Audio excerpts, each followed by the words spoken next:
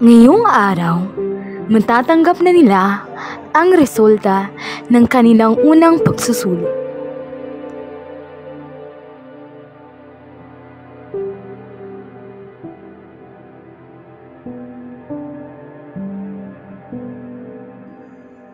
Tinintigan ni Kiara ang kanya.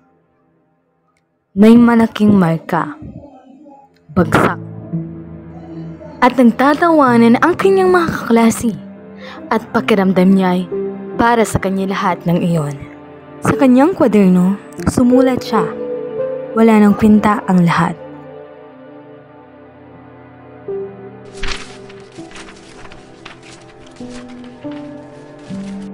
Biglang tumunog ang telepono ni Kiara. Isang mensahe galing sa kanyang kasintahan. Napatitig si Kiara sa kanyang telepono nang labo ang paningin sa pag-iyak. Tumunog ang kampana. Umalis ang mag-aaral. Naiwan si Kiara. Sa pinto, napansin siya ni Nico, isa niyang kaklase. Sandaling napatigil si Nico. Nakatingin kang Kiara na tila hindi gumagalaw. Nagbabanlaw ng mukha si Kiara. Umaalingaw-ngaw ang tumutulong tubig. Kinuha niya ang kanyang telepono at nagtayo. Pasensya na, di ko na kaya. Paalam. Kiara, ano nangyari sa'yo?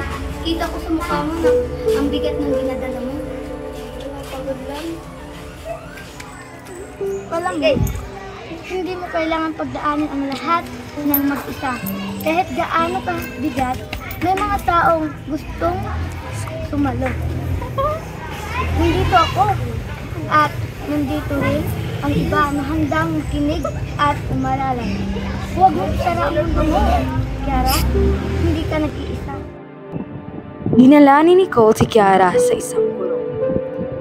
Tahimik na nakaupo si Kiara ng ilang segundo. Nabalot ng katahimikan ang silid. Nagpasensyang naghihintay ang guro. Tsaka nagsalita.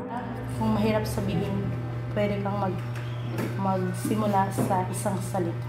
Akala ko wala ng tao makakaunawa. Akala ko mas mabuting wala na lang ako.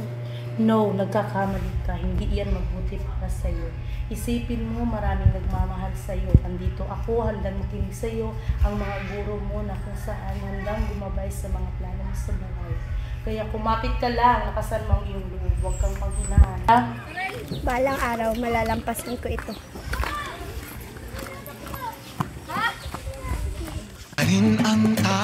Ang pagbabago ay hindi mangyayari sa isang nila. Ngunit, bawat hakbang, bawat ngiti, bawat kamay na handang tumulong ay nagdadala ng pag-asa.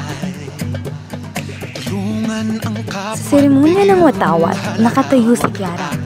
Kasama ang kanyang mga kaklas. Tumilanga siya sa watawat, tsaka tumingin sa kanyang mga kaibigan.